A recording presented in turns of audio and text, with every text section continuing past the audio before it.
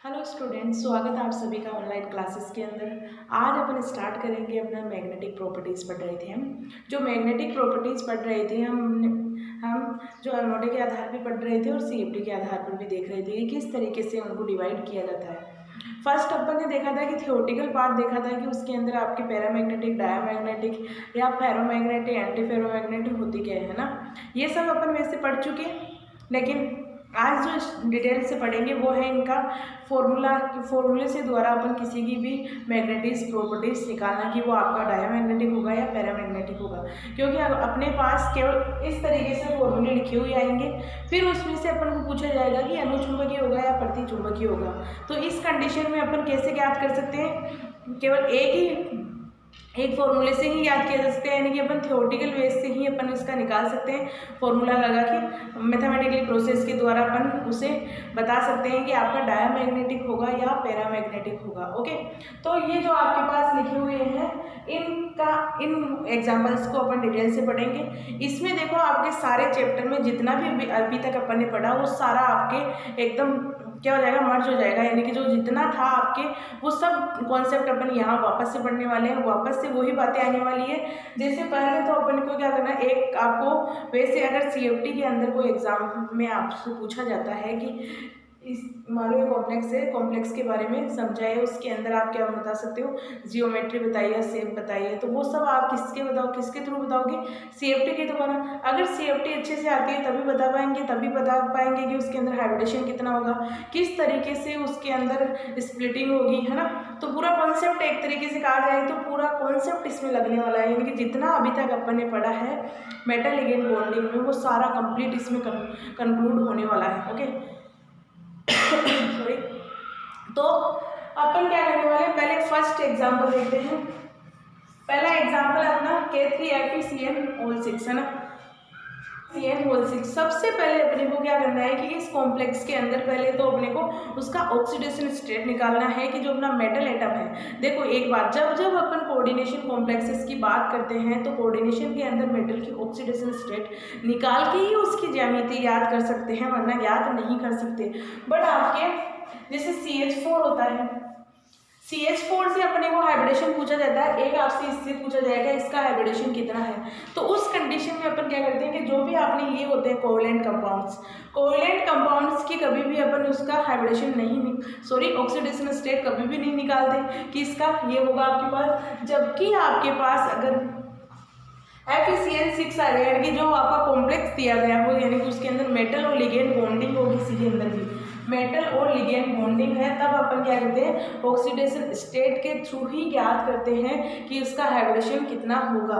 Okay, oxidation state पता है तो अपन इजीली किसी की भी हाइब्रिडेशन ज्ञात कर सकते हैं। जबकि जितने भी कोवैलेंट कंपाउंड होते हैं, यानी कि कोवैलेंट यानी संयोजक कंपाउंड या कोवैलेंट कंपाउंड्स की कभी भी अपन व्याख्या करते टाइम उसकी ऑक्सीडेशन स्टेट नहीं निकालते। क्यों नहीं निकालते? क्योंकि जब कोवैलेंट कंपाउंड का निर्माण होता है तो इलेक्ट्रॉन्स की शेयरिंग होती है, यानी कि आपके पास जैसे इस तरीके से, यानी कि एक इलेक्ट्रॉन्स है, कार्बन की 4 इलेक्ट्रॉन होते हैं वाह्यतम कक्षक में, चारों कार्बन के साथ बॉन्ड कौन बना रहा है? हाइड्रोजन बना रहा है। हाइड्रोजन बॉन्ड बना रहा है तो वो एक इलेक्ट्रॉन अपना देगा पहले, तभी बना पाएगा। इस तरीके से इनमें क्या होता है, बॉन्ड का फॉर्मेशन होता है।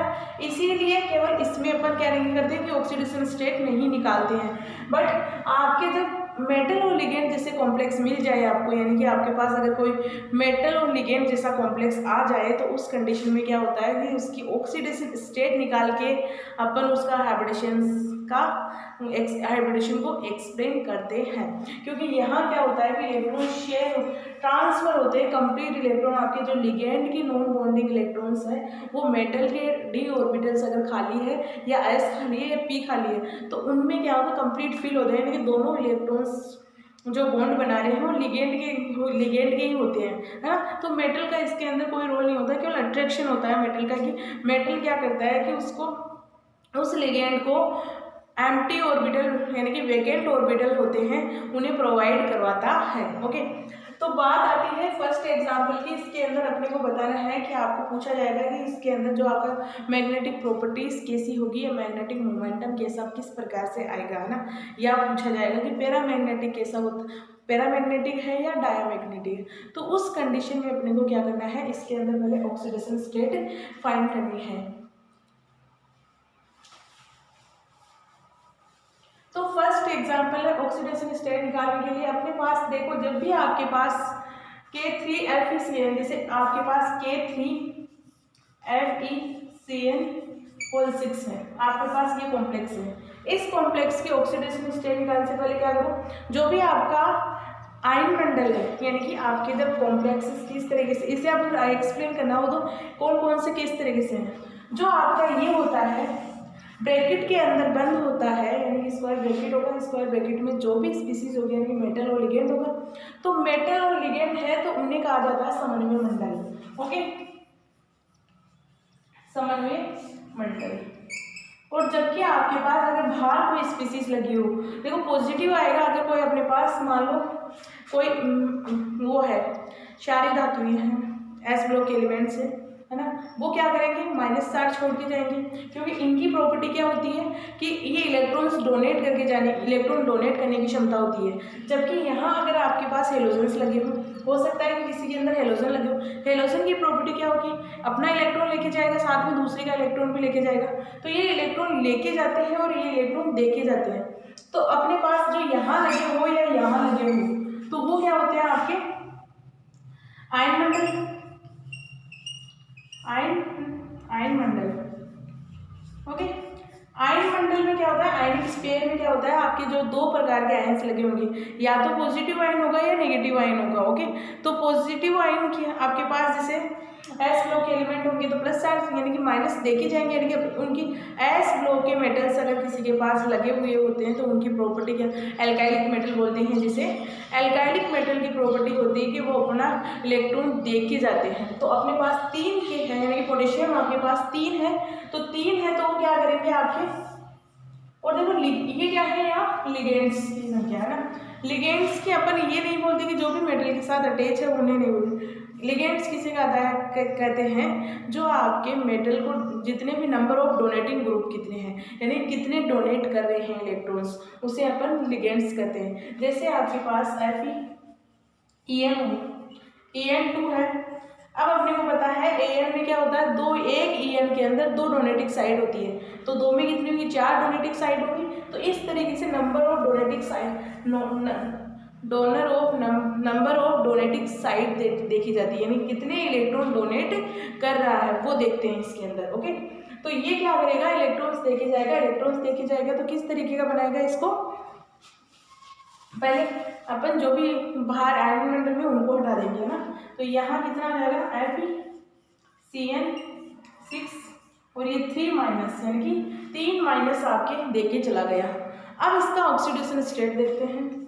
ऑक्सीडेशन स्टेट देखा, इसे एक्स अपन सेंटर एटम की बात करते हैं। जब ऑक्सीडेशन स्टेट निकालने की बात आती है, अगर मेंशन किया नहीं हो तो भी अपने को समझ जाना है कि वहाँ सेंटर एटम का ही आपको क्या करना होगा, ऑक्सीडेशन स्टेट निकालनी होगी। तो यहाँ हो गया अपने पास एक्स, है ना, इसका एक्स अपने को इसकी निकालनी है। साइनाइड की अपने पास कितनी है यहाँ -1 से, है ना, तो +6 -1 बराबर -3। ओके, ये हो गया। तो यहाँ से क्या हो गया अपने पास ऑक्सीडेशन स्टेट -6 बराबर -3, और ये इधर जा रहा है तो क्या हो जाएगा, माइनस हो जाएगा, प्लस हो गया, यानी कि आपके +3 ऑक्सीडेशन स्टेट प्राप्त होती है। यानी कि जो आपका Fe एटम है वो +3 ऑक्सीडेशन स्टेट में प्रेजेंट है यहाँ। तो अब +3 में है तो इसका अपन को क्या करना है, ऑक्सीडेशन स्टेट यहाँ ये Fe किस में है, +3 के अंदर। ओके, अब अपने को पता है Fe कितने पर आता है, आपके स्केडियम, titanium, vanadium, chromium, manganese, ferrous, यानी कि आपके 28 पे आएगा। तो 28 पे आएगा। अगर Fe का ही देखा जाए इलेक्ट्रॉनिक विन्यास तो कितना हो गया, 3d6 4s2 ये होगा। अब अपने पास +3 ऑक्सीडेशन स्टेट में है, तो +3 ऑक्सीडेशन स्टेट में होगा तो क्या हो गया 3d5 हो गया, यानी कि जो बाह्यतम पक्ष में इलेक्ट्रॉन है वो आपके 5 इलेक्ट्रॉन बचे हैं 3d Fe3+ के अंदर, जबकि आपके Fe के अंदर थे 3d6 4s2। अब अपने को ये पता चल गया कि ये D5 का कॉम्प्लेक्सेस है। ओके, D5 का कॉम्प्लेक्स है। लिगेंड्स की संख्या इसके अंदर कितनी है आपके, लिगेंड्स की संख्या 6 है। अब नंबर ऑफ लिगेंड्स कितनी है, नंबर ऑफ डोनेट लिगेंड्स या कोऑर्डिनेशन नंबर कितना है इसका 6 है। ये अपने को कहानी पता चल गई। अब क्या करेंगे, किसको अप्लाई करेंगे, CFT को कर सकते हो या VBT को करो। अगर आप VBT को कर रहे हो तो भी कोई गलत नहीं होगा, अगर CFT को कर रहे हो तब भी कोई गलत नहीं होगा। ओके, तो अगर अपने को जब आपको चुंबकीय आघूर्ण निकालना हो तो VBT को भी यूज़, क्योंकि वो सिंपल रहता है थोड़ा आइडेंटिफिकेशन करने। जब आपको अगर आपको CFT आ रही है, CFT के अंदर आपको पता है कि लिगेंड्स किस टाइप के होते हैं, वीक होते हैं या स्ट्रॉन्ग होते हैं, तो उस कंडीशन में अगर ये वीक और स्ट्रॉन्ग का पता है तो आप VBT अप्लाई कर सकते हो। तो मैं VBT अप्लाई कर रही हूँ यहाँ। VBT के अकॉर्डिंग होता है कि आपके पास जो 3d5 ऑर्बिटल्स ग्राउंड स्टेट है, ग्राउंड स्टेट में मैंने इलेक्ट्रॉन्स इस तरीके से कर दिए। फिर कौन सा कक्ष आएगा, 4s आएगा, फिर आएगा 4p आएगा, तो ये लो 4p। ओके, तो इस तरीके से अपन ने क्या किया, ऑर्बिटल्स को डिवाइड कर दिया। अब क्या करेंगे, 3d5 का कॉम्प्लेक्सेस है, यानी कि इसमें 5 इलेक्ट्रॉन आप भर दो, क्योंकि अभी जो भर रहे हैं वो आपके केवल Fe3+ की है। यहाँ कुछ लिगेंड्स का नहीं फेर नहीं देगा कि लिगेंड्स कितने आए होंगे। अब देखेंगे अपने लिगेंड्स पर कि लिगेंड किस तरीके का लगा हुआ है, क्या वो स्ट्रॉन्ग लिगेंड है, क्या वो वीक लिगेंड है। तो उस कंडीशन में अपने को दिख रहा है कि साइनाइड क्या होता है आपका हमेशा स्ट्रॉन्ग लिगेंड की तरह बिहेव करता है। और जब मैंने कहा था कि स्ट्रॉन्ग लिगेंड आए तो वो क्या करवाता, आपके पेयरिंग करवाएगा। तो पेयरिंग करवाएगा तो क्या हो जाएगा, इलेक्ट्रॉन्स D से ही D में पेयर हो जाएंगे, जितने इलेक्ट्रॉन पेयर हो सकते हैं उतने पेयर होंगे। ओके, तो अपने पास ग्राउंड स्टेट से ये एक्साइटेड स्टेट आ गई। एक्साइटेड स्टेट में क्या होगा, इलेक्ट्रॉन्स की पेयरिंग होना स्टार्ट हो जाएगी। ओके, ये लो पेयरिंग हो गई। अब क्या करेंगे, जो आपके पास जो अनपेयर्ड इलेक्ट्रॉन हो गया वो अकेला, एक इलेक्ट्रॉन रहा तो अकेला ही रहेगा, उसके साथ अपने को कोई इलेक्ट्रॉन ऐड नहीं करना है। ओके, तो अपने को देखना है कि साइड है कितनी, 6, तो ये लोग 6 लगा दिए। एक ऑर्बिटल इसमें, एक इसमें, एक इसमें, एक इसमें, एक इसमें और एक इसमें। अब देखना है इसके अंदर हाइब्रिडेशन कितना आएगा, यानी कि उसके अंदर आपके पास संकरण किस तरीके का आएगा। संकरण में आपको लोगों को पता है कि जितने आपके पास ऑर्बिटल्स यूज हो रहे हैं लिगेंड के लिए, ओके, लिगेंड के लिए जितने इलेक्ट्रॉन्स या ऑर्बिटल्स यूज हो रहे हैं उसे यूज करेंगे। तो 2 तो ये एक ये रहा, ये यानी कि 1 S का हो गया, 3 P के हो गए, 3 P हो गए, 2 D हो गए। तो किस तरीके का हो गया इसका संकरण, D2sp3, D2sp3। ओके, अब D2sp3 है, पता है कोऑर्डिनेशन नंबर 6 है, D2sp3 है। D2sp3 किसका आता है, अष्टफलकीय का, ये लो अष्टफलकीय, ये लो अष्टफलकीय हो गया। अब क्या करना है, अपने को इसके अंदर निकालना है चुंबकीय आघूर्ण या मैग्नेटिक प्रॉपर्टीज, जो आपके सबसे ज्यादा इंपॉर्टेंट है। ओके,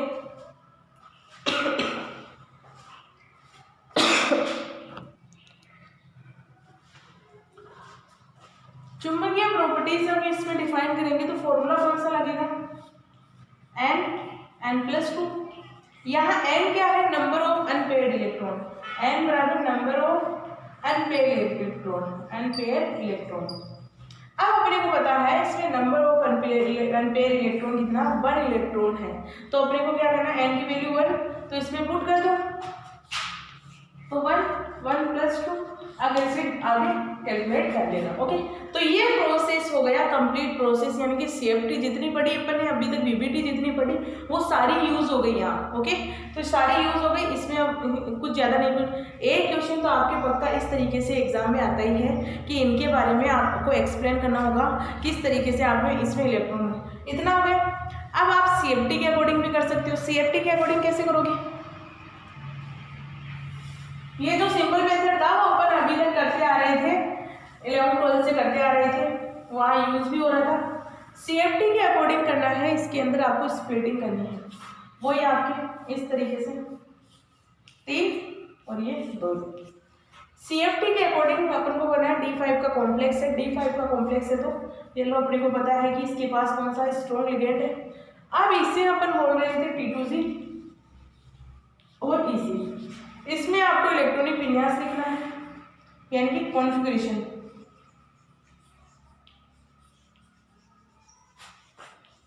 कॉन्फ़िगरेशन कितनी हुई? T2G5 EC0, T2G5 EC0। Okay, अब इसमें अपने को क्या करना है, CFSC भी निकालनी है, क्योंकि जब अपन किसी कॉम्प्लेक्स की एक्सप्लेन करते हैं तो उसमें सब कुछ निकालना पड़ता है। Okay, number of unpaired electron कितने हैं? n बराबर आपके पास 1 हो गए। स्पिन कितनी होगी? स्पिन आपके पास हो गई हाफ, क्योंकि आपके पास इसकी प्लस हाफ इसकी माइनस हाफ 0 हो गई, इसकी प्लस हाफ इसकी माइनस हाफ 0 हो गई, बचा एक इलेक्ट्रॉन तो क्या हो गया? स्पिन 0 सॉरी हाफ हो गई। निकालते कैसे आपकी स्पिन? n/2 का फॉर्मूला होता है इसी तरीके से। n क्या है यहाँ? नंबर ऑफ अनपेयर्ड इलेक्ट्रॉन, वही यूज करेंगे। ये हो गया। अब क्या करना है इसके अंदर? वही चुंबकीय आघूर्ण निकालना है या चुंबकीय मैग्नेटिक प्रॉपर्टीज निकालनी है, तो आपके किस फॉर्मूले से निकालोगे?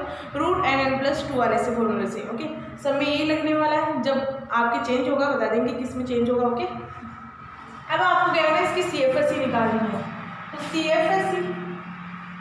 CFSC ऑक्टाहेड्रल कॉम्प्लेक्स है, अपने को पता है इसके अंदर ये सेंटर बैरियर हो गया आपका, है ना। इसमें इतने से इतनी दूर का कितना है? -0.4, और ये क्या हो गया आपका? +0.4 सॉरी 0.6 +0.6। तो CFSC का फॉर्मूला था आपकी -0.4 and T2G +0.6 and EG। Okay, यही था। अब अपने पास एन नंबर, यानी कि यहाँ क्या है? नंबर ऑफ इलेक्ट्रॉन, कितने आपके T2G कक्ष में इलेक्ट्रॉन है और कितने आपके EG कक्ष में इलेक्ट्रॉन है। ये इसका मतलब एन T2G का मतलब हो गया कि कितने इलेक्ट्रॉन प्रेजेंट है आपके T2G कक्ष के अंदर। कंप्लीट, यहाँ पेड और अनपेड का कोई भी खेला नहीं होगा, केवल होगा तो जितने इलेक्ट्रॉन है उतने काउंट करो। तो यहाँ कितना होगा? 0.4 × 5 इलेक्ट्रॉन डेल नॉट, और इसके अंदर 0+0.6 × 0 इलेक्ट्रॉन, क्योंकि आपके EG ऑर्बिटल में एक भी इलेक्ट्रॉन प्रेजेंट नहीं है। तो अपने पास कितना है?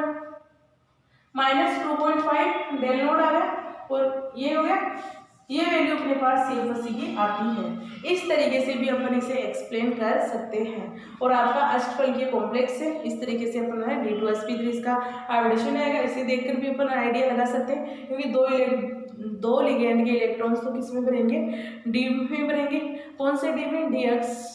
dz² और dx²y² के अंदर भरने वाले हैं। ओके, तो इस तरीके से किसी भी कॉम्प्लेक्स को अपन एक्सप्लेन कर सकते हैं। अब नेक्स्ट कॉम्प्लेक्स की आप खुद से ट्राई करना।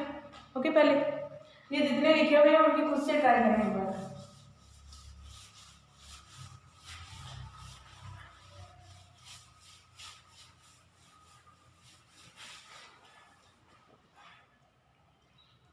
अब नेक्स्ट एग्जाम्पल देखते हैं। अपने पास है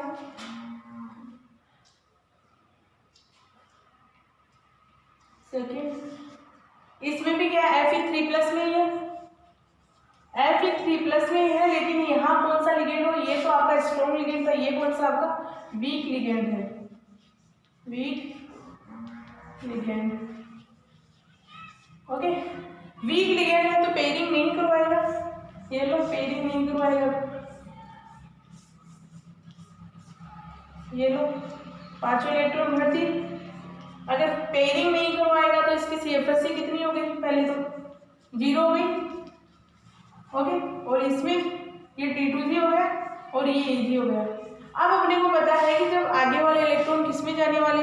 S और B में जाएंगे, S P D, यानी कि आपके पास इस तरीके से होता है, पहले D आएगा, फिर P S आएगा, फिर P आता है और फिर से आपके D आता है। ये होता है, ये 4S 4P 4D। तो जो आपके इलेक्ट्रॉन्स है, यानी कि फ्लोरीन के जो इलेक्ट्रॉन्स है वो इसी में जाएंगे। Okay, F F F F F F। Okay, अब अपने को पता है इसमें हाइब्रिडेशन कितना होगा?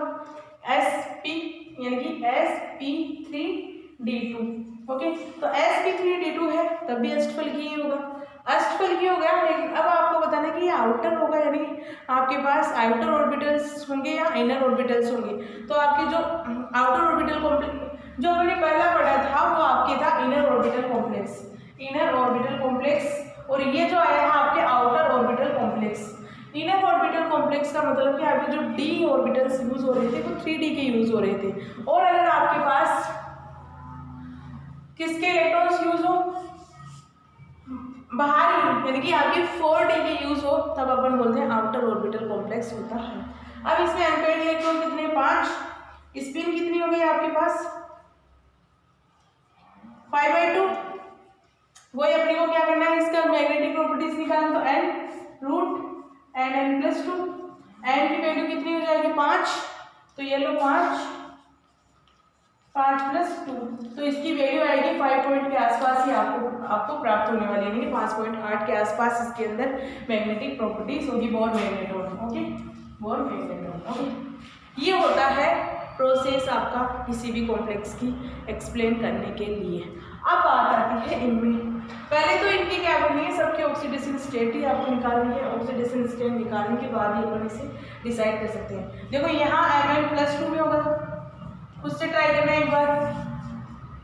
Cu यहाँ कितने में होगा, +2 में होगा, Cu+2 हो गया, और निकिल भी कितने का होगा, +2 में होगा आपके यहाँ। तो ये लो, तो इनकी ऑक्सीडेशन स्टेट पता है, इलेक्ट्रॉनिक विन्यास पता है, तो आप इजीली सारा प्रोसेस आप निकाल सकते हो, किसी भी कॉम्प्लेक्स की आप एक्सप्लेन कर सकते हो। ओके।